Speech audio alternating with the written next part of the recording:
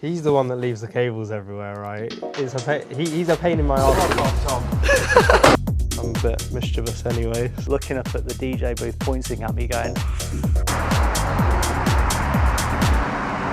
so today is our first official Bake Sessions shoot outside of the gaff. Oh, he's having an absolute stinker over here. How are we doing, son?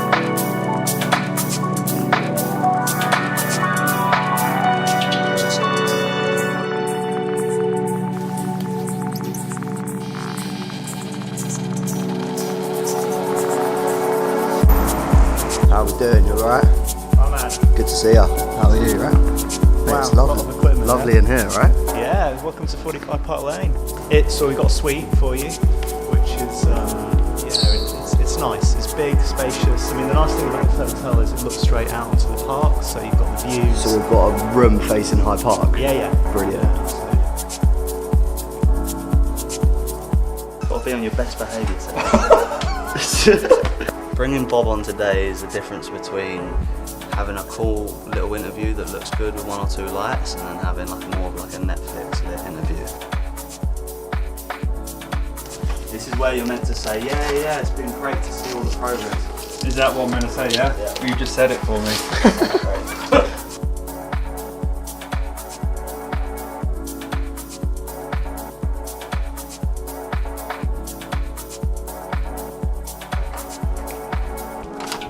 Yo, what's going on? How are we doing? You all good? Yeah, I'm good. Nice to see you. Come on in. Coming out. How are we, right? Yeah, good. Wow. Hello there. Would I please be able to order a grilled UK steak sandwich to my room, please?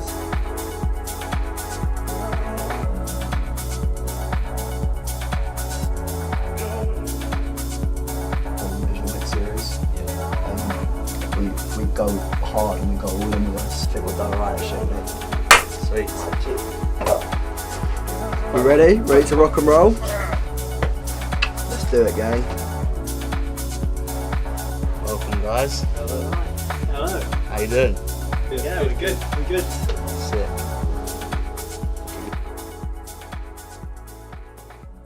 Okay, yeah. So let's actually just start with Bake Sessions. Like how I'd love to know what the experience was like from your perspective, and just how it felt before and after. You want to go first? Yeah. Yeah? I mean, yeah, it just like coming on, I was just like, no, I didn't know what to expect. I'd watched the sets. I thought it was such a cool idea, like merging, to be honest, like three of my favourite things: music, fashion, and film. And I thought it was a very cool thing, but at the same time, I also didn't really know what to expect out of it. I didn't know how well our set was gonna go, and just kind of turned up. And from the moment we showed up, I just could tell like it was just such a great vibe, such a warm place that we could come and just play our sets in a way that made me so much more comfortable playing my set. I didn't feel uncomfortable behind the decks. I felt like I could just play what I wanted and in the style I wanted. I had no pressure on me to play any certain type of music, especially, Bake Sessions being, from what I've seen before, being more lean towards house music and slower BPMs, and obviously feeling like, oh shit, I'm gonna come on and, obviously play a higher BPM, play music that hasn't been played before. And I think just the fact that I was made so comfortable and so like, no, come play, like you do your thing, like we want to see like what you like to play. We want to show people you for what music you're interested in and that sort of thing. It just made me feel so much more comfortable and welcomed with however I wanted to play. And yeah, I really appreciated that. And then obviously my set went down really well, and I just felt so happy about it and so proper chuffed with it, I'd say, yeah. You did well. We're very proud of him. And just the vibe together as well. I just felt like I could feel it was a very special moment for like me and Dad, you know, just like being behind the decks together, especially in our back-to-back, which I haven't seen yet, which yeah, we're looking forward to seeing that, because yeah, that was very much just you know, when Mills and I play vinyl, it's always unplanned, and it's often kind of me knowing my records, and actually you didn't know many of the... If you watch the set, actually, what happens is Dad just passes me a record to play. I don't ever pick the records. I'm like, right, pass me a record, Dad. He'll pass me the record. More time, it's the first time I've ever heard the record, and I just chuck it on, and it actually helps with my skill of being able to play something and mix with something that I've never played before, and just being able to read the music and, you know, reading the actual vinyl in itself and looking at it and seeing the, you know, you can see where a break is because it's darker, and you can see where kind of a drop is in the thing, and being able to read that and doing that kind of really helps my skill a little bit, and that's why I think I am able to kind of do it with such confidence and come on and just be like, oh, throw this record on, listen to it the first time real quick, listen to hear, okay, is this track okay to go into this track? No, switch it over, kind of flick through the tracks and then just mix it. And yes, it's a bit like, you know, as a DJ, and a lot of DJs will know where I'm coming from with this. When you go record shopping and you get home with your new vinyl and you want to mix it for the first time, and I always find the first time that I'm mixing new records, they just click, they just go together perfectly. It's weird, and do you find that when you buy new vinyl? Yeah, it's just... And so he kind of gets that when he plays with me, because often he doesn't know the vinyl that well. So, and it, you know, it's a credit to his skill, because I taught him vinyl from when he was little, so you learnt on vinyl, didn't you? And so his ability to sort of read the record, like he was saying, read the music, anticipate it, and just go with the flow of whatever's there. And I try and pick records that I know will match. That's what I try to do on Bates. Hopefully it worked. We haven't actually seen it yet, so we don't know whether it worked or not. I hope it did. To be honest, it was a change in vibe from what we had been playing, but I think it was such a great change in vibe. It was properly showed, like, throughout all of the sets, showed all of our favourite genres, because I might not play as much of Dad's music, but doesn't mean I don't love Dad's music. It's just I'm very, because I have such a choppy style and kind of my style, it's harder to play that on Dad's music, and I find blending, I can get a little bit bored of just doing that, so I do prefer like faster music, but it doesn't mean I don't love Dad's music. He's got a best collection ever, to be honest. It's funny because when Millen first started getting into DJing, the first sort of genre of music that he gravitated to in my collection was techno, and he was really getting into like that OG techno sound, so, you know, Underground Resistance, Red Planet, you know, that Detroit stuff, Dave Angel. And I think that's where you got that love of chopping, because it was just, with techno you can be a lot more hands-on, you know, you're not waiting for a start, middle and end, you can just go dynamic with the mix. And I think that was kind of the grounding, wasn't it, for the sound that you having your own sound that you have now. A good example actually is, I don't know if you've ever seen that clip of Jeff Mills mixing on 3 decks, and you can just see him, he's not being so smooth with it, but he's so choppy and he's just doing all of this different stuff, but everything he does is so calculated and so interesting to watch, and you can see he's so in the zone with it. And you know, that's something where I kind of saw when I first started DJing, and being like, wow, like that's what I want to do. I want to be able to not just blend the music, I want to be able to morph the sound and really make a new sound out of these tracks that I have. I can remember in the sort of kind of mid-90s, there used to be a club, I'm originally from Manchester, and there was a club in Leeds called The Orbit, and it was a really big techno club where all the best techno DJs would come and play. And I can remember vividly seeing Jeff Mills play one night, and, you know, being a DJ myself at his age, and I was that DJ, sorry, I was that raver that was in the rave but was always one eye on the decks, like watching the DJ, because I was observing and learning like all these different styles of how the DJs were using the turntables, and And I remember watching Jeff Mills and just being completely blown away, like the speed of his mixing. And I mean, I don't think his vinyl would have lasted very long because he was literally just mixing in and out, throwing vinyl, the records on the floor. Yeah, but it was a spectacle, and you know, he's one of the true great DJs when it comes to that genre of music. Him, and the other one I always used to remember watching was a UK DJ, Dave Clark. Phenomenal techno DJ from a skills perspective, cutting, just unbelievable to watch. Yeah. If I can answer that question, just to add for Mill's point though, because I think it is an important point for any artist, for any particularly DJs, the environment that's created for the DJ, whether it's a club DJ, whether it's coming to play for a visual situation like you guys, it's about how you make the artist feel, the DJ feel. And from the moment that we walked into the Bake sessions, you guys give us a big hug, you sorted some drinks out for us, you just made us feel at home. And I think as a result of that, we relaxed into it and we forgot about the camera and just kind of got into the zone of what we do. And it's not, I've played on radios where it's just a single little camera, and I feel more pressure from that than I did at Bake sessions with, a big setup. And it's like, that is because I was just made to feel so comfortable as the DJ, which I think everyone should try and do, is just make the DJs feel as comfortable as possible. And really, it's a credit to you guys, and nice that some of your friends were present as well to come and engage as well. It was cool. Let's take it back. Firstly, from Tim's perspective, I want you to talk about what it was like with Millen growing up, and like those first memories of him coming into the room and probably like interested about what was going on, and what that process was like, teaching him at such a young age. Yeah, of course. Well, I've actually got some really lovely photos of Millen when he was probably about 5 or 6 years old, and where I have my decks and my records, it's a little studio separate from the house. So he would come in and he'd always have an interest in like what was going on, and he'd want to get to the decks. And I'm 6'4", so I'm really tall, so my decks are quite high up. I've got like a custom made. It's still too high for me. It's still like up here, like.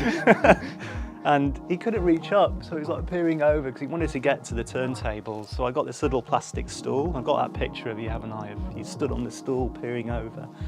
And he just had an interest in it from a very young age. And so the process of teaching him was quite organic and gradual, and it was purely based on like him wanting to sort of learn what I was doing, and probably a fascination with this sort of beat, this 4/4 beat that was kicking out all the time when I was playing myself.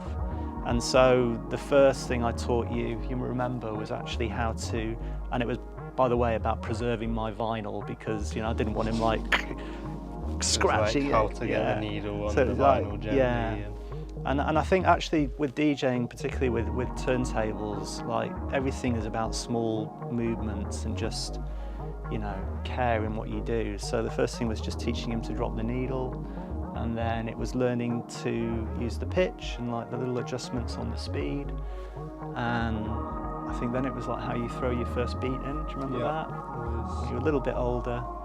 And then it was like how you actually then start to learn how to match the music in your head. I think, which is the difficult thing to learn, I think. I've always known, obviously, that I've been around it and always known how it works. I think it must have been when I got to about 15, 16 is where I really took an interest in it, and I was surrounded by quite a lot of people who liked music a lot, so I obviously took an interest to it. And I think Dad just gave me he'd just select out a bunch of records, give them to me and be like, right, practice on these. And they weren't anything, they were just nice 4/4 beats, but they're still, a lot of those records you first gave me are my favourite records to this day. And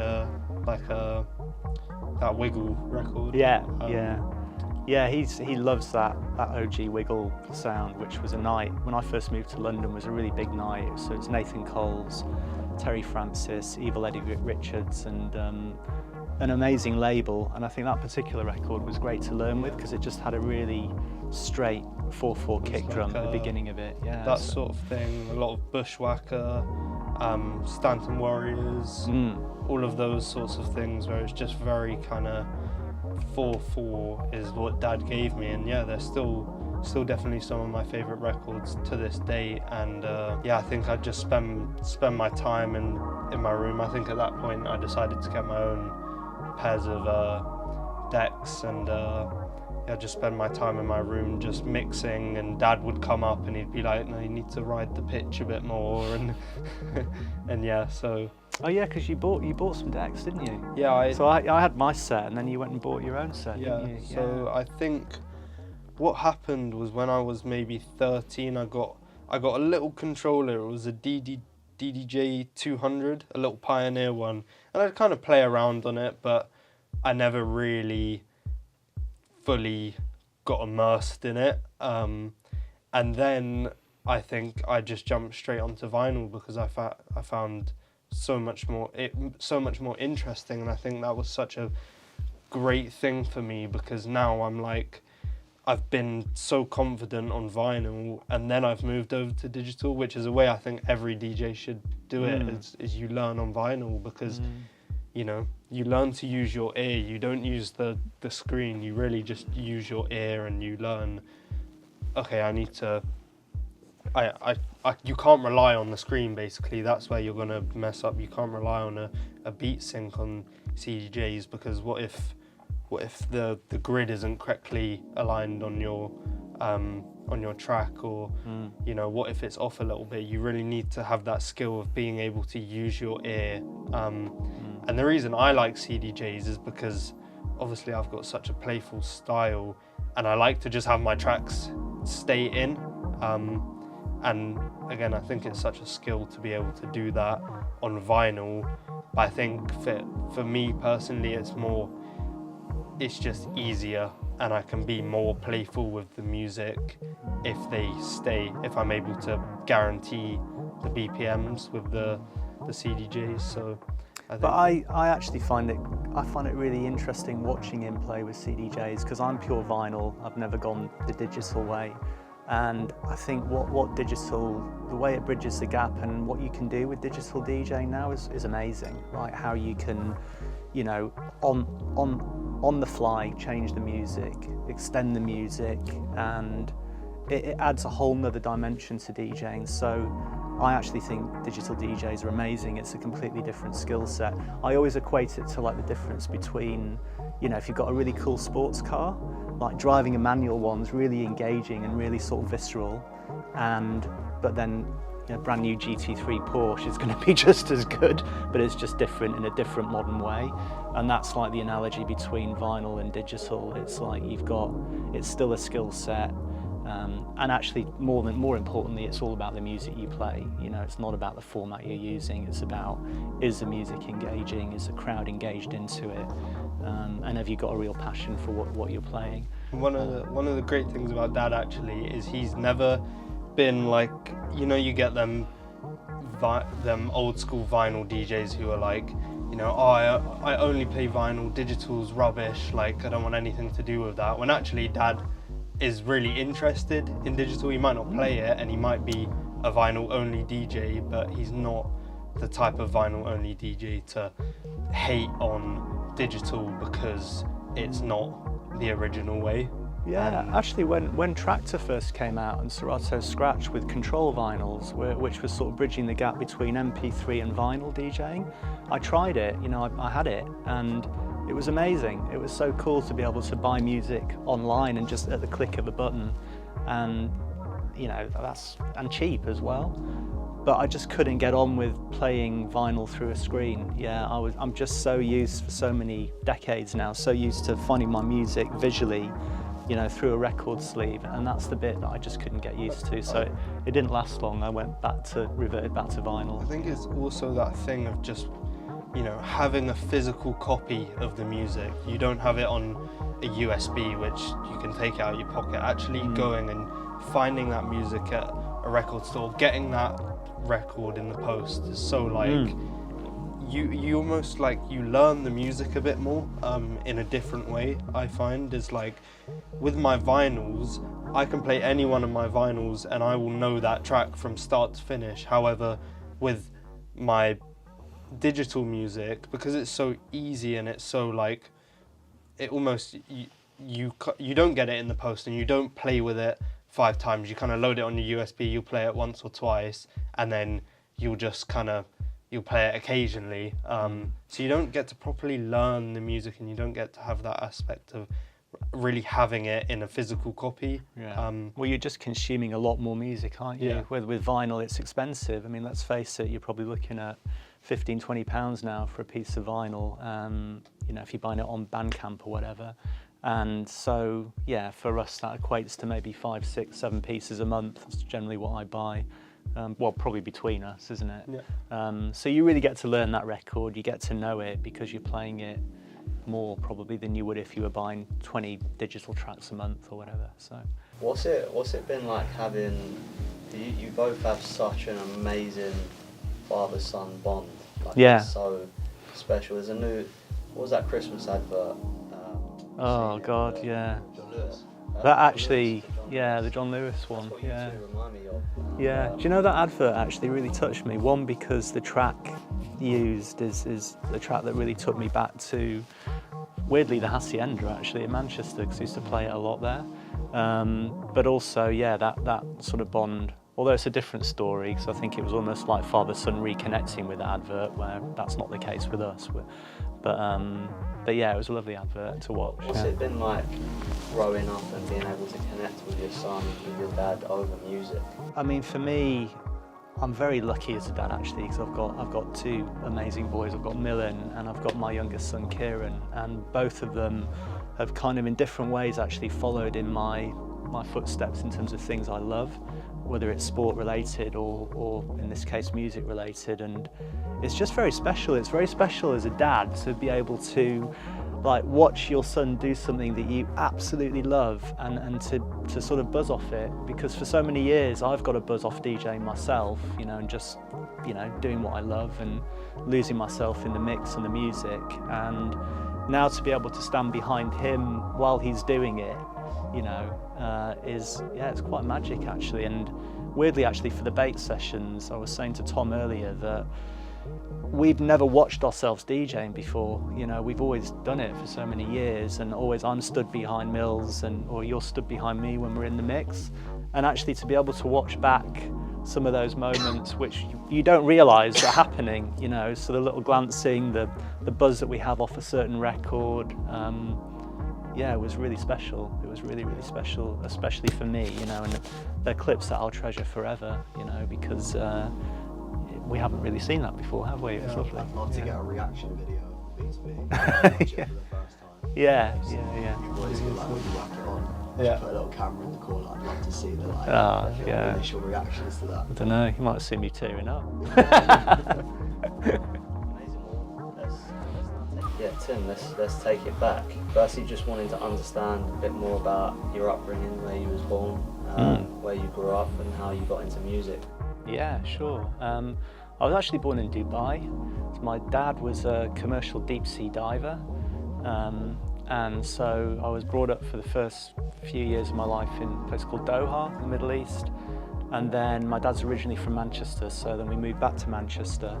And I grew up in a town called Stockport, which is just near central Manchester. Introduction to music was always through my dad. Yeah, my dad, it's a bit weird actually, it's a generational thing in the men in our family. And dad was just really great taste in music. So from a young age I was brought up on really cool bands, Led Zeppelin, The Doors, Floyd, Zappa, and that's all I listened to when I was a kid, because that's what my dad was always playing. And he had a sort of a record player in the house with all the vinyls, so that really sparked my love and my interest in music. And then I can remember I was the same age as you. I was 18, 19 years old, and a bit like Mills, who's just come back from travelling, I went off travelling for 12 months, and then I came back. And Dad had started listening to this CD in his car. And the CD was actually the very first Ministry of Sound, Volume 1. It was mixed by Tony Humphries, an American DJ. It came out in 1993. And he was playing it in the car all the time. And I was listening to it thinking, this is cool, like, this is different. I've never heard anything like it. And then shortly after, actually, the very first Sasha and Digweed Renaissance 1 mix CD was released, and that, even to this day, is a really iconic mix. It was 3 CDs. I always remember it was like really beautifully presented as well in terms of the packaging of it, so it just attracted you in just to look at it, and then you heard it and it was like, wow, never heard anything like it. You know, it started the mix with Left Field, Song of Life, like 3 consecutive mixes of the same track. And even today, when I listen to that introduction, it kind of gives me big goosebumps. It's an amazing introduction. So yeah, through listening to those CDs, it kind of got an interest, and then we moved to a town called Bolton, and I just fell in with this group of guys who, to this day, are still my very, very best friends, my best mates, and we started going out clubbing, and we were going out raving every weekend, and at that time, Manchester was amazing. I mean, it was not only just for dance music, acid house and house music, but you had all these amazing bands coming out of the city, Stone Roses, Happy Mondays, of course Oasis, New Order, and we were going out every weekend to the local clubs. So you had clubs like the Hacienda, Bugged Out at Sankey Soaps, which was probably the club that inspired me the most, actually, in terms of the music that was being played there. And the resident DJ was hugely inspirational to me, a guy called James Holroyd. But then also the surrounding cities, so you had Leeds with Back to Basics, so we travelled to Leeds at the weekend. Yeah, so when I met this bunch of guys who became really good friends, one of them was actually a DJ, and a friend of mine called Stephen Chewy we called him, and he had a set of decks in his bedroom. And they were actually belt drive decks. And I remember whenever we'd go back to his house after a party, or normally when we were bunking off college, we were all kind of gathered in his room, because his mum and dad were lovely and they didn't mind having us all sort of piling in. And he would just be on the decks playing music, and I just found it fascinating. I was watching him and he'd be bobbing around, and he was a really cool guy, still is. And he was bobbing around and like playing the tunes, and I was just drawn to it immediately. And asked him to teach me, and that's kind of how it started. And within a couple of months, I'd got my own set of belt drive turntables and in my own bedroom, and then it just grew from that, really. Yeah, the love of it. And I think the following summer, I remember I worked on a building site for an entire summer in Burnley, of all places, to save up for my very first pair of 1210s, Technics 1210s, which I still have to this day. Yeah, my sort of prized possessions. Yeah. What were some of your favourite clubbing experiences growing up in Manchester? Oh wow, I mean, Bugged Out at Sankey's every Friday for me was like the best clubbing experiences, because not only did you have amazing resident DJs and I would always get to the club early, because I think, you know, being a resident DJ and the art of a warm-up that's a real skill, you know, to be able to start a night from nothing and build up the vibe and the environment of the club in readiness to hand over to the guest DJ. You know, and that club, you had the very best techno DJs coming over, often from Detroit, Chicago. So it was an education, because not only was I sitting listening to great residents playing warm-up sets, and then you get to hear, you know, Richie Hawtin, Derek Carter, Derek May, you know, all the great DJs were coming to play. And it was a very small capacity club as well, so it was a vibe, you know, it was just like the crowd were just completely there for the music. So yeah, it really kind of formed a lot of my tastes in the kind of music that I love. And yeah, it was an education, you know, to watch great DJs playing like that. And at that time, of course, it was all vinyl. I was playing a lot of parties at that point. I was young at that point. I was sort of in my, you know, late teens, early 20s. When I met my wife, when I was 21, Millen's mum, we met while she was finishing her degree in Manchester. And then she's originally from London. So when she finished her degree, she moved back down to London. And so for me, it all became about, right, I've got to follow this girl. So I kind of, within a year, I'd managed to get a transfer with my job down to London. And I completely relocated, left everything to come down to London. And when I came to London as a sort of, you know, kind of bedroom DJ, things started to take off, yeah, and I started to play out very regularly in a lot of underground clubs around London. And that continued on for a couple of years, and then we got married, and this guy came along, and at that point my priority really switched to just being a present dad, you know, and also my career sort of took off a little bit at that point too. So I stopped playing out as much, but still played every week, you know, on my decks, and I've never stopped actually. In fact, funny story for you, when he was a little baby, you obviously won't remember this, but we do have pictures. His little room, nursery room, so we lived in a flat, his cot was literally next to all my decks and my records, because I had nowhere to put all this music and my turntables. So yeah, you were literally brought up around music really, because you know, when he wasn't asleep or in the room, I would go in and then just rock the decks, you know. So it's almost like it was part of your very early days of actually being around music.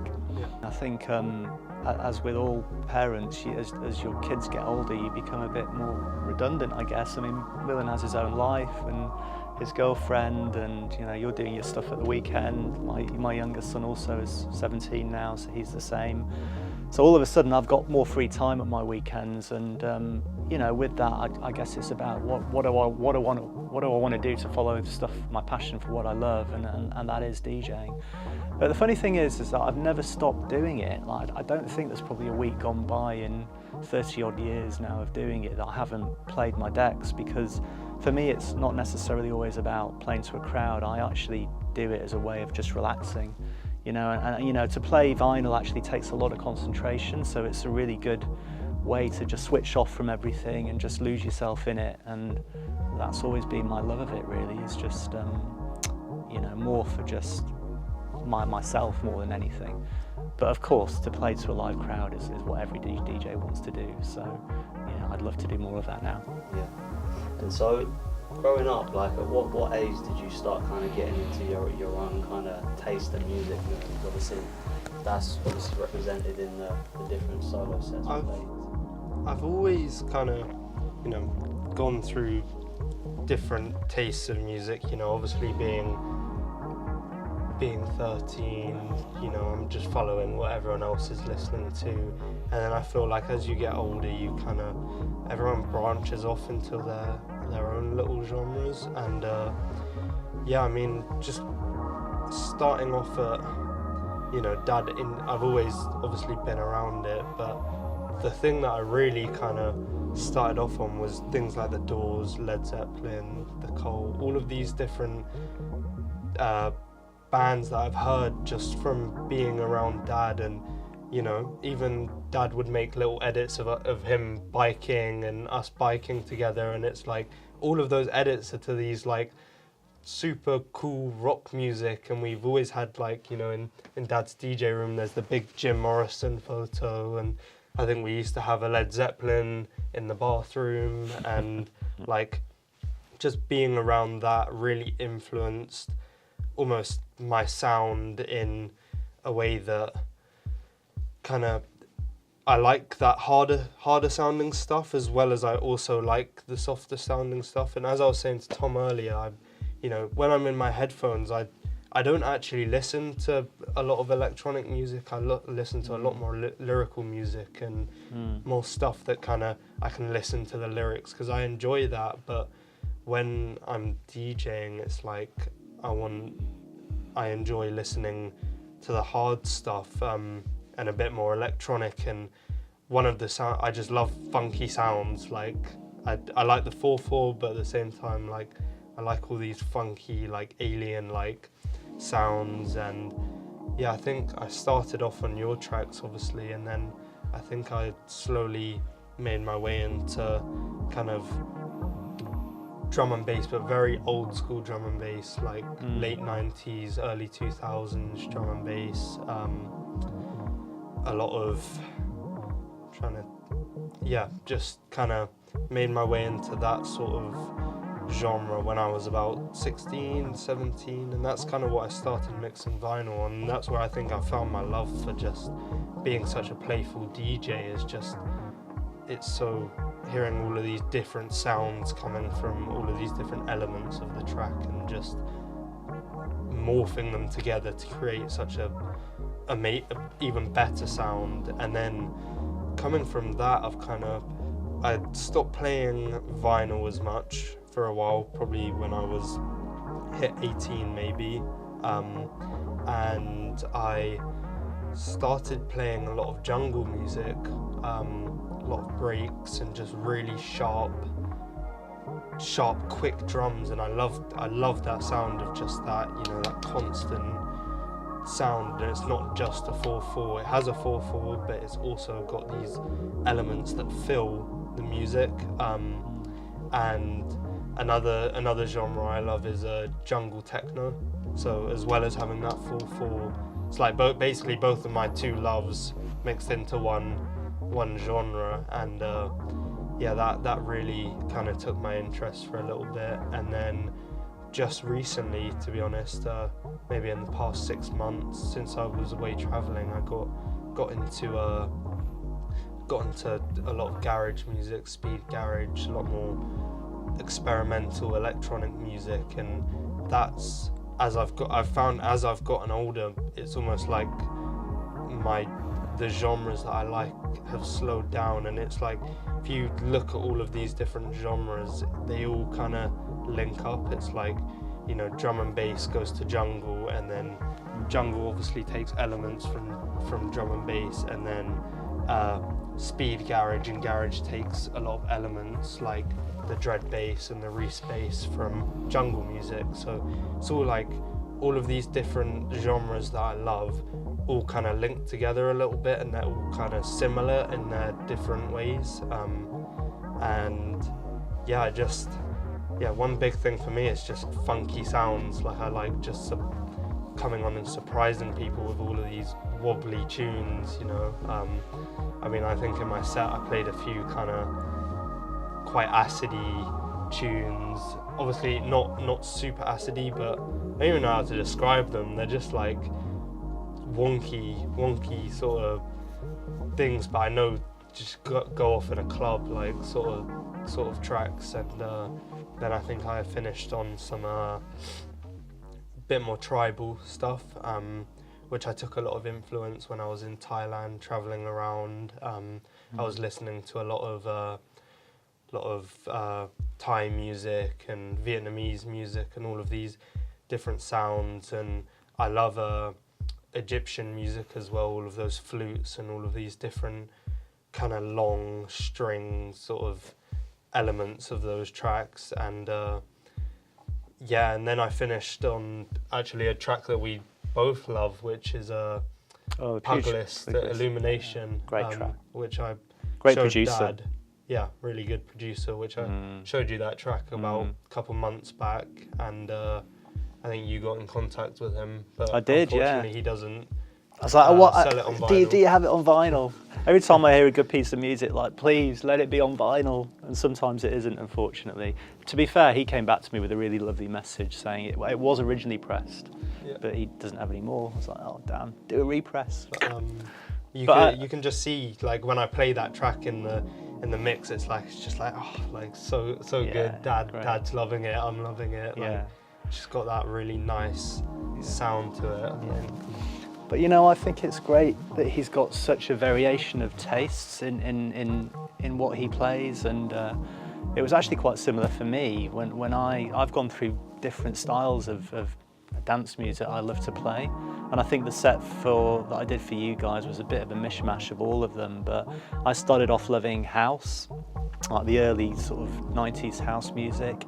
And then I got really heavily into progressive house through the Sash and Digweed sound, Northern Exposure. Played one of those tracks actually for the Baked sessions. And then, techno, and then I really got into deep house and some of the really cool labels that particularly were coming out of Manchester. So you had obviously 2020 Vision, Ralph Lawson out of Leeds, you had Miles Holloway and Elliot Eastwick's label, Paper Recordings, which to this day for me is one of my all-time favourite record labels. Euphonic, I mean, there were just so many amazing UK labels that were putting out just stellar quality deep house, and I just got completely into that sound. And then actually when I moved to London, I started, as soon as I arrived in London, I was like, where can I go out clubbing, like a really cool underground club? And there were two clubs really. The first one was The End, which was Leo and Mr. C's club, and that was this new sound, this tech house sound, and that's where I kind of found a love for that. And of course then Fabric opened. So the early days of Fabric, you had some great residents that were playing there. Doc Martin, Bill Brewster, you know, and that's kind of where I found that sort of tech house sound that was very big at the time. Do you have, do each of you have like a standout party you've been to, your favourite party that kind of tops? You go. Wow. I can remember just on that, when I first moved to London, I can remember going to The End and there was a night where they had, in one room they had Laurent Garnier and Sven Väth playing just banging techno in the main room.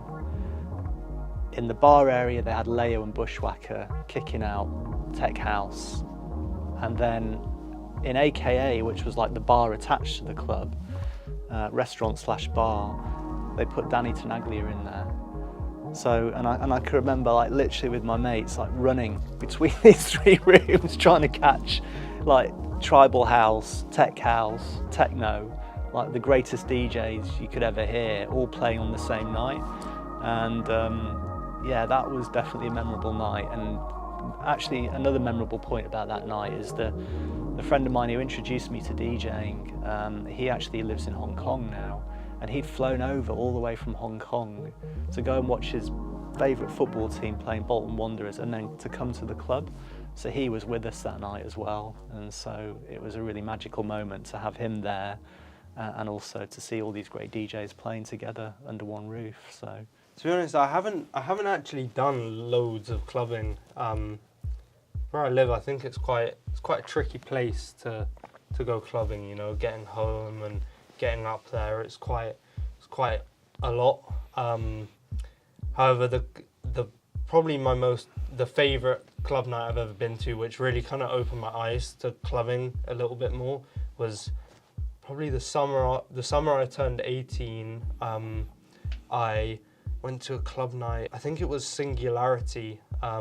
Was the promoters of it, and they had this like a proper free party sound system, and it was in this like dark, sweaty room, and I just remember like some of the coolest DJs like just playing tracks that like it's such like a it was a genre that like I'd never really kind of heard before. It was very kind of out there and different. I just loved it. I remember dancing all night long, and it was like hot in that room, like people drenched in sweat, and none of my mates were coming into that room because it was too hot, and I was just dancing and dancing and dancing like I was having such a great time. It was just one of those nights like where it was just lost in the music. Yeah, just got lost in the music and just like, just kept dancing and didn't even care about how hot I was, just forgot about all of that. And as Dad said, you know, I'm just kind of was just, as well as dancing, I've just got an eye on the decks, just like watching what they're doing, like kind of just so intrigued by it all. And I think one of the things we both say when we go clubbing together is, because I'd say we go clubbing a fair amount together, and you know, we both always say to each other, we're like, you know, it's so great watching the DJs, but we both just stand there wishing it was us, you know, like we're both like, oh, that could be us, like we could be there. I've always thought that when I go clubbing, it's like I just want to be behind the decks, you know, especially at my age. I can't dance all night now. I just want to be. It's great being in the kind of dance, but at the same time you kind of look at the DJs and you're like, you know, they're sharing all of this music to the club, and it's such a special thing that they get to do. And yeah, I think it's something that we both just like have such a passion for and would love to do, and love to just share our music with people. 100%. Yeah. After knowing that now, Yeah. what is it about music that you love? Like, how would you describe it? Makes you feel? It puts you in this like trance, and it can. The thing with music is it can almost shape how you feel. For example, I was walking here earlier, and I had this really great track in my headphones, and it wasn't electronic music. It was I can't actually live your something like that. I'm not sure. I'll have a look real quick. Well, he's looking. I mean, my answer to that would be I think it's the emotional feeling you get, you know, and I can listen to tracks actually that remind me like of my dad, you know, and how you connect with music is really the draw for me. Yeah, 100%. This one's You found it? Leave Your Life by Alex Cassian, the Lonely Hearts mix, and it's just Love him. I was just walking along, and you know, you get that the track comes on, and it's like there's certain elements of the track, and it almost like it makes you feel good. It makes you see the world through a different almost vision, and you're just like music can just really morph how you feel. It can put you in this trance state, and you don't have to, you know, you can be sober, and it's like you're just in this trance, and it's like it makes you feel this certain way. And like even going clubbing, you know, you just get so engulfed by the music, and I think it can do wonders for people. Even if you look at a lot of autistic people, you know, mental health, neurodivergence, like music does so much for those people, and it's such a special thing, and all its frequencies and all of this sort of things that it's just I think it's more than what you see. Even like I love the didgeridoo, you know, the big tube, and like I kind of look into all of the things that, like, I don't know if you've seen, but they have the didgeridoo, but they can actually make things, because of the vibrations, they can make things like levitate in the air, and like just like all of these different frequencies and all of these different elements of music. I think it really almost does something to your brain that nothing else can do. So I think that's why I love it. It's funny you pitched an Alex Cassian track, because we played one for you guys actually. It's a track I played, I think towards the end of my set. And I was at a club this summer, and I saw him. He was playing, and I saw him on the dance floor. So I went over to him, and he was such a lovely guy, and I think almost kind of makes his music a bit more meaningful, because he's one half of Opal's son, and that's the track that we played. It's a track called Elastic Phase 1. Amazing track. I hooked onto it last year because it was really big at Houghton 2024, and the reason I love it actually is because it really reminds me of that early progressive sound that I was playing back in the 90s. You know, it's a real journey record. When you hear it start to finish, you don't mix halfway out of it, you just let it play. And when I talked to him, actually, I was talking to him about how much I love his productions, not just his house music, but his solo, down-tempo stuff that he makes.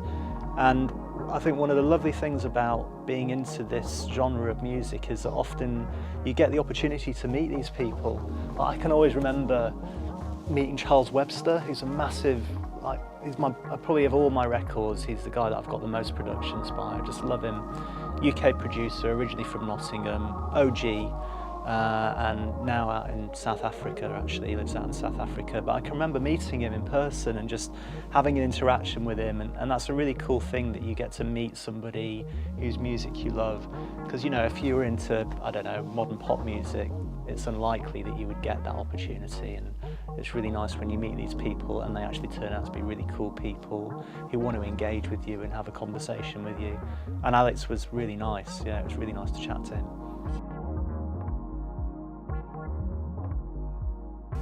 So yeah, so we're just kind of having a little break in between the interview. Boys are smashing it. And yeah, they brought some vinyls today. Some of them are from the actual session they done, but some of them are also just from their past. So I'm gonna have a little look through now. Yeah, sure. So this is a production that I played in my mix from the late Nathan Coles, really one of the true OG tech house DJs and producers. Of course, part of Wiggle. And also the legacy here is his three sons, also amazing DJs, and yeah, just an amazing track. You want to talk about that one, because that's one of your... This is actually a track that I learnt on. I don't think it's in there. Red Herring by Union Jack. Amazing record. I used to have my 2 decks in my bedroom on this little stand, and I'd just play this. I'd have 2 records that would just work together, just play them back to back, and that's a record that really stuck.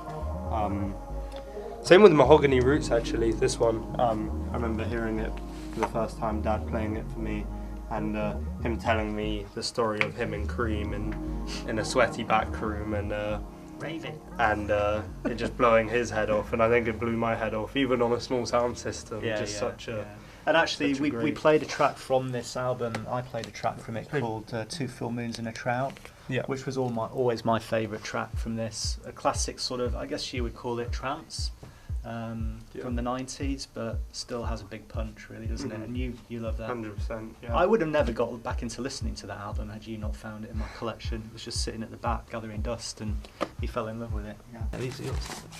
So, speak on this one first. This is an EP from Technical Itch, and basically I'm not sure where I heard this, but I basically heard it and bought it straight away on Discogs, and I remember playing it, and I was playing around. It was right when I first got into old school drum and bass, and just playing around on it, and I decided to record a little video, and it was the first time I'd recorded a video of me mixing, and I set up my camera in like a cool angle, on a down angle, and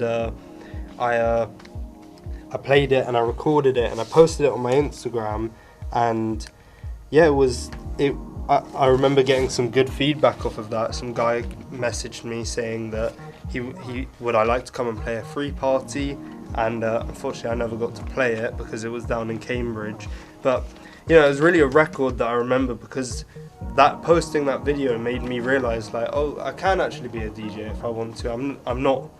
I have the skill, you know, that people are seeing me for being a DJ, and you know, it's always been a record that's stuck with me. Still one of my favourites, and as I say, it's just a wonky sounding record. It's got these like really like space, like alien sort of sounds to it, which I love. And then these are 2 pickups that I got when I first got into jungle music from Phonica.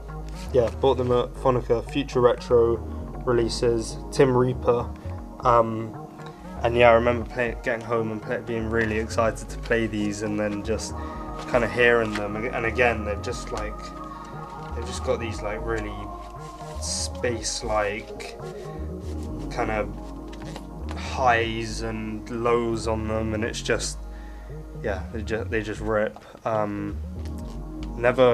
kind of had them, but I never really got into vinyl jungle. I never got much vinyl music on jungle music on vinyl, which was unfortunate, but because then I moved on to digital. But at the same time, I'm kind of glad that I moved on to digital with jungle music. Okay, so yeah, let's just pick up off of what you wanted to cover, Tim. Yeah, I mean, it's just about, I guess the exposure that I had when I was Millen's age to DJs was pretty cool, because as well as DJing out and going clubbing, I actually worked in a club. I was the lighting guy in what was a super club actually in Bolton called the Temple.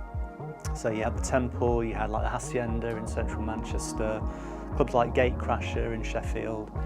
And it was pretty cool because I was in the DJ booth actually doing the smoke and the strobes and the light next to the DJs, and they were inviting a lot of big names to come and play. So that's how when Sasha and Digweed actually toured this album when it released in '96, October '96, Northern Exposure, I was actually in the DJ booth with them working the lights, and it was so cool because I actually got to sort of observe and sort of watch how they were working the turntables, because obviously it was all vinyl back then, interact with them a little bit, and yeah, that definitely got me my love of progressive house and that sound.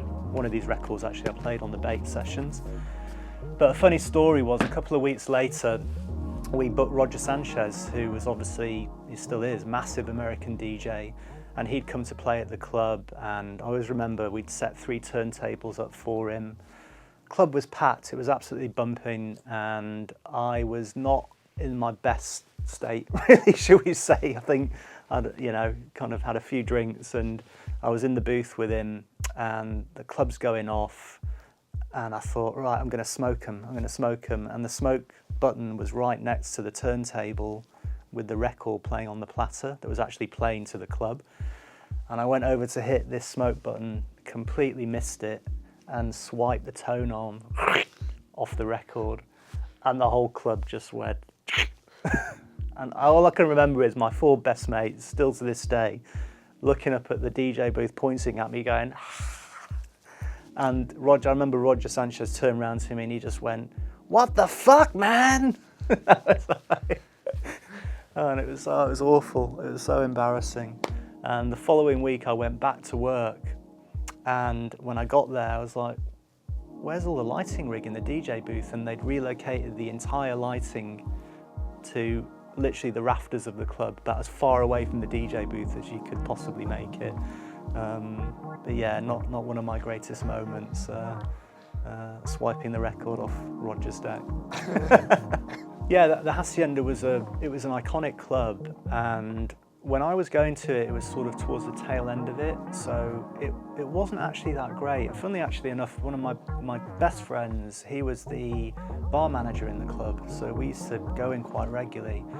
But towards the tail end of it, it wasn't great because the gangs had kind of set into the club, so it wasn't a particularly safe environment. The music was still great, but it had a very, very edgy feel to it. So at that point, there were actually better clubs to be going to, like Sankey Soaps, as I mentioned earlier, or travelling to Cream, or Back to Basics, where, as you would expect in a nightclub, you felt safe, you know, and that you were in a kind of nice, friendly environment. And that was sort of towards the end of the Hacienda. It didn't have that, unfortunately.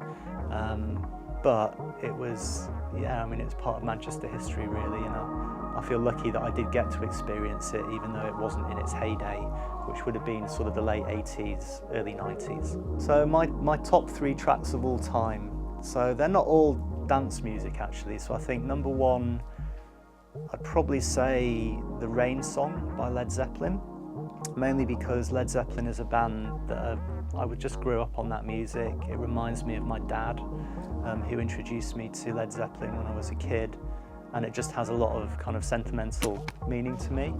So 100% The Rain Song.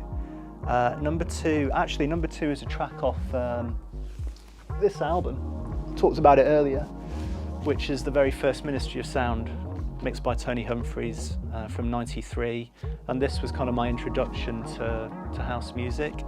And there's a track on this album called Black Sky, and it's actually a remix of a 90s pop band called Shakespeare's Sister. And the remix is actually done by Darren Emerson, who was of Underworld, who is an amazing producer, DJ in his own right. But that track for me was my introduction to the darker sound of house music. And if you listen to it on this mix, actually, it really stands out because this mix is quite vocal house, but then this track drops and it's deep, it's dubby, and to this day it's still one of my favourite house tracks of all time. So yeah, remix of Shakespeare's Sister. And I think my third choice would be from this album, The Very First Doors, and this album has a lot of sentimental meaning, this copy, because my dad actually bought this when he was a teenager. So it's been preserved quite well, as you can see, but yeah, I think The End for me was a track that I remember being young and listening to it and it just blowing my mind.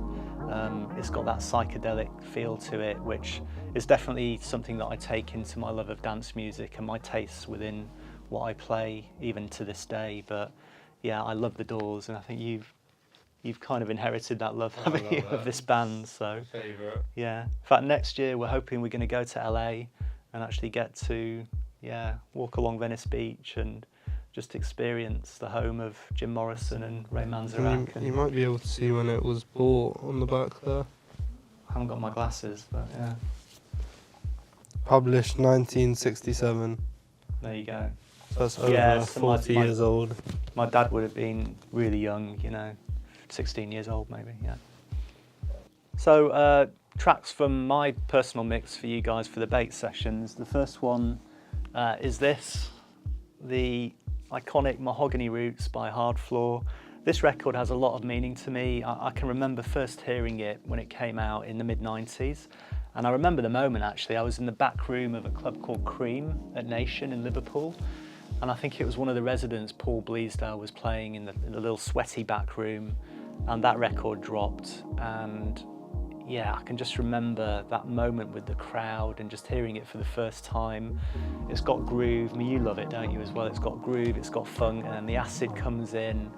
And yeah, you could have sort of peeled me off the ceiling that night, I think. It was just a moment I'll never forget. And my mates and I walked away that night and we were just like, what the hell was that record? We've got to find it out. And I think it was a couple of months later we got it. And I've always kept it ever since. It's always there in the back of my record box, ready to go. And at the right moment, it can just destroy a dance floor. It's a real banger. So another track that I played in my mix was this, Opal Sun, which is one half of Alex Cassian, and the track's called Elastic Phase 1. And I picked this track because it actually really reminds me of some of the really good early progressive stuff I was playing back in the 90s.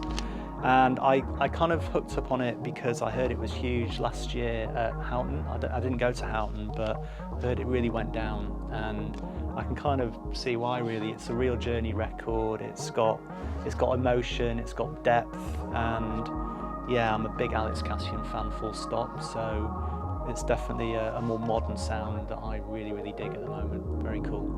Basically, I planned the transition over from, I think you were playing a Luther Vine record, and I was playing, it was something that I downloaded that I just fell in love with, and it's got this awesome switch in the middle with the bass line, and yeah, so I think I must have planned like the first 3 records, and I had a plan like to play the rest of the set a bit more planned, but I got really comfortable and I was like, you know what, fuck it, I'll just go and do what I feel like, and I just played through, dropped some good tracks that I really liked in there. Interplanetary Criminal, a track called Manchester, one of my favourite mixes that I did during the set, and yeah, I think I ended it off on some. I find I like dropping in really like tracks you wouldn't think I'd drop in, if you know what I mean, just completely switching the vibe of what I'm doing. So I kind of just decided, oh, I'm going to switch some bit more tribal stuff, and then brought it down, did some more kind of acidy stuff, and then ended it on a really nice down tempo, that Puglish tune, Illumination. Great track. It's a great track. For me, I didn't plan the set as such, but I knew that I wanted to try and play a breadth of styles just to sort of reflect what has been like 30 plus years of collecting and spinning. So yeah, I wanted to sort of show my love of some of the progressive stuff, techno, deep house, and then some more modern cuts that I've really been feeling this year as well. So so I kind of knew how I wanted to start and finish it, but just let it flow a little bit in the mix as well. Yeah, I don't think you should plan sets too much. It's sort of just go with the way you feel. Particularly if you're playing out, I think it's really important to just read what you're getting back from a crowd. But yeah, it was our first time playing together on camera. Actually, no, we did it once. Actually, when we first heard we were playing on Bake Sessions, I decided, and Dad didn't really know what he wanted to play. So he said, go in my room, go in the DJ room, go through all the records and pick out what you think you should play. So yeah, actually a lot of the records that are played in Dad's set are kind of picked out by me. Yeah, that's true. And I just got a big selection and said, right, this is the vibe. Yeah, that is true. Yeah, I was actually struggling because I was thinking, do I come and play, you know, because I love playing like deep vocal house as well as techno and more upfront stuff. But I looked to him and I said, right, what should I play here? And yeah, he did the picking. Like you just picked a whole stack, didn't you? And then I just chose from that my favourite one. So yeah, that's actually why I ended up playing stuff like, you know, some of this older progressive stuff, which I probably wouldn't have picked, but I think Millen picked out some of these older records for me to, you know, to play for you guys. Well, they're records that really come with a bit of a bang, and Yeah. really kind of, they're not soft records. And it kind of reflects on my style a little bit. I think your set does. Yeah, definitely. Yeah. And yeah, I think they just worked really well together, the sets, and really kind of reflected on the different styles between us. So my DJ name, Mischief, actually is it from a track, from a hip hop group called Souls of Mischief that Dad introduced to me at a really young age, and was actually the first vinyl that I ever bought. Was a little 9-inch 93 Till Infinity, and just still to this day is one of my favourite tracks of all time. And, Amazing track. And yeah, so I took a lot of influence from that and thought, well, why not Mischief? I'm a bit mischievous anyway, so. That's true. So, yeah. Not as mischievous as your brother. Yeah, but yeah, thought that would be a good DJ name, and yeah, it's kind of stuck, and I want to keep it. It's a good name. Yeah. It's the highbrow. Oh man, I wish I had such a cool answer, but I really don't. You just use the Google generator. No, I didn't. I've got a really embarrassing story now. So when email first came out, I remember I was sat in my mate Matt's bedroom, and he was a bit ahead of, like, he had his computer, and he was like, okay, we need to get you an email address. I was like, what the hell's that? And he was like, okay, you need an email name, and Tim Richardson, or Tim R, was all taken. He was like, what do we use? And he said, all my mates used to make fun of me, so they all said I have a high brow in terms of my facial features. So it's like, why don't we call you Highbrow? And that was taken, and then 76 is my birth year, so Highbrow 76. So that was the email address that I used, and I've always used it, and yeah, it just still got it. I wish I. Sorry. Is it a Gmail? It is, yeah, it's a Gmail. Yeah, I think it was originally Hotmail, and then I made it my Gmail account.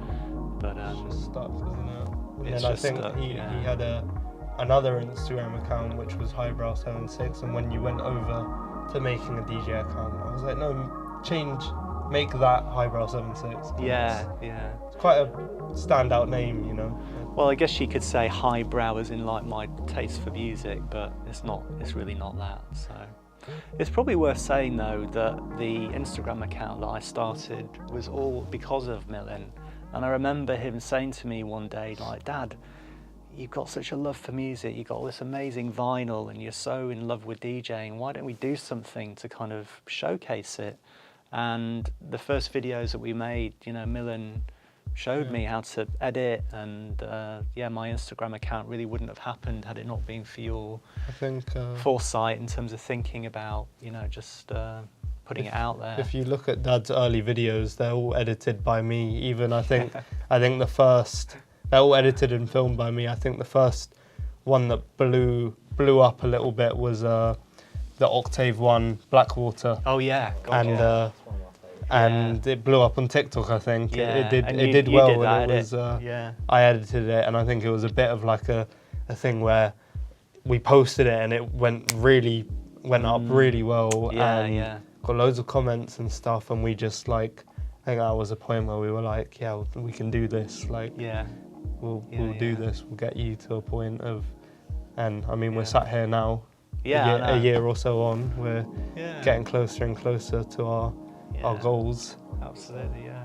Very nice. Thanks to you actually, because I wouldn't have done that otherwise. I just didn't think. Like I said, I was just at a point where I was just DJ for the love of it, the passion of it to myself, and really down to you as to how it's become something more now, a goal to actually get back into playing out regularly. And I think the funny thing as well with being a vinyl DJ for so long is that it kind of fell out of fashion.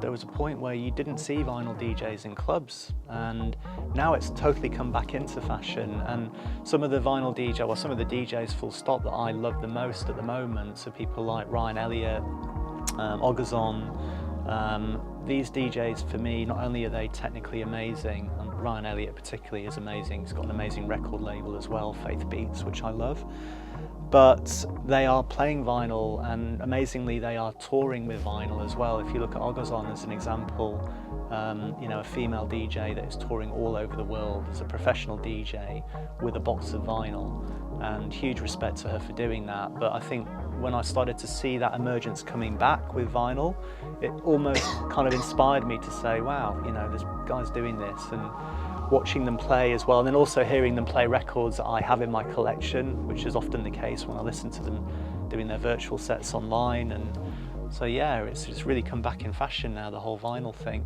And so it should, because actually hearing vinyl in a club is a different experience, I think. I always feel like you can feel it, you can feel the sound more with vinyl. It's definitely more visceral in a club environment. Cleaner sound. Yeah, just deeper, richer, yeah. I think my generation, and actually another one of my favourite club nights I've been to was Alphos at Phonops. It was just Andrew Weatherall's old it was night. full of, you know, older people, but it was just the best vibe, honestly. Just no one. And my generation, it's like you go to these club nights and everyone's got such an ego on them. Everyone's trying to impress the other person. Everyone's trying to make themselves into something they're not, when actually what you need to do is you need to just dance and let go. That's the whole point of it. It's just getting in your zone, dancing, letting go, feeling the music. And I think our generation needs to take a little bit from the older generation with that, because there's just too much of an ego on everyone in the club, and I think not dancing and not letting go because you're feeling that someone's looking at you or something. Actually, like, that isn't true. Like, everyone's too focused on themselves to care about you, so stop caring. And like, actually some of the funniest people that you see in the club are the people who don't care. I mean, for instance, I saw a guy in the club the other day with no shoes on. And it's not like you're not judging him, but you're just laughing because it's just like funny, like, sort of thing. But yeah, it's just that I do think my generation needs to take a lot from the older generation and just let go and just dance and just have fun and have a more, the dance floor needs to be more of a community in a sense. Like, everyone's there to have fun. They're not there to compete with each other on who has the best dance moves or who can impress this girl or whatever. It's just go and have fun, you know. I think that's the main thing. I can't really add much more to that. He's just said it so eloquently. Yeah. So what I can say is that, you know, my best memories of clubbing when I was younger were it was a communal experience, as he said. So when the record was peaking and going off, everybody was almost at one with the record and feeling it. And sometimes find that's lacking in clubs these days. I love the fact that a lot of clubs in London now are doing the no mobile phone, where they actually put the label over the phone, because I think phones in clubs are a complete vibe killer and they should just be banned, full stop. So I love it when I see clubs doing that. Funnily enough, I went to a club this year and it really reminded me of experiences I used to have as a young clubber. And it was a club called Fold in London. I went to watch an amazing sort of OG Italian DJ called Donato Dozzi, and it was the first time I'd heard him play, so I was really excited to hear him play. And I caught the last 2.5 hours of his set, and that club, that environment, feeling of that crowd, it was such a shame because he was travelling, so otherwise you would have been with me, was just magical. And it really took me back to 19, 20 years old, being in a club, and that feeling you get of just the elation and the DJ's ability to just move between a different feeling, and the crowd just follows him wherever he goes with the music. And that's the magic for me of great clubs, and it's also the magic of great DJs. Yeah, that would be my answer, I think. For me, actually, I was quite lucky. So for 20 years of my career, I worked for an airline, so I got to travel a lot. And I would often go to New York on business trips, and one of my favourite DJs of all time is a DJ called Francois Kevorkian, He's a legend. He was part of the original Paradise Garage with Larry Levan, and unbelievable DJ. And he used to run a night every Monday night in New York at a club called Cielo, which unfortunately is closed now. And the night was called Deep Space, and it was kind of based largely around his love of dub reggae. But if you've ever seen Francois K DJ, he is a master of just taking you on a journey, and the way that he's able to stitch together different genres of music. And whenever I've heard him, and I've heard him many, many times, he's always just blown my mind, yeah. So yeah, trips to New York, Body and Soul, and some of the sort of iconic New York club nights. I was lucky to go to a lot of those when I was younger, just through working for an airline, which was pretty cool. Recently, when I was in Thailand, up in the north of Thailand, in a small little town called Pai, we were at this like sunset spot. We were watching the sunset, and these guys passed us like a flyer, and it was a Goa Trance festival. And actually, Goa Trance is probably like one of the things that you first introduced me to. Yeah. Especially like, I mean, it's a very interesting kind of genre, and so I went along, and it was actually one of the first times that I had fully like just let loose a little bit and just been like, oh, I'm just gonna dance away and have loads of fun, and just really like, I mean, it's trance. It puts you in a weird state. It's very trancey. Like you get hypnotized by that sort of sound, and yeah. Probably the environment helped as well, didn't it? On the beach on Thailand. On the beach in Thailand. What a cool place. I was boiling jealous. hot. I was jealous when you told me about that. I was like, Yeah. oh man, wish I was there. No, it was, In fact, I think you sent me a video, didn't you, Yeah. of it? Yeah. Oh, and then also I DJ'd in Thailand as well. At one point, I managed to get on an open deck session, so I went down, kind of ripped a few tunes, but everyone was playing slower music, and I hadn't played in a while, so I was a bit rusty, and then I kind of came on, got the hang of it a little bit, but I didn't have any slower music on my USB, unfortunately, so, you know, they were all playing house music, and then I'm jumping in trying to mix some jungle music into it, so. Who's the neat freak, and who leaves the cables everywhere? He's the one that leaves the cables everywhere, right? He's a pain in my ass, because he'll come up to my room and he'll steal my cables, and I've got my cables all nice and wired under my desk, and he'll just undo it all and take the cables, and I'll come back and it's like, where are my bloody cables? But you know what, he never moans at me directly. He goes to mum, and then I get it from mum saying, why are you going in his room? You're upsetting him. But to be fair, I am so impressed with your cable routing. It's unreal. He's got like all these little things, and I'm trying to unpick it all to pull the cable, and yeah, so I am sorry. Sorry.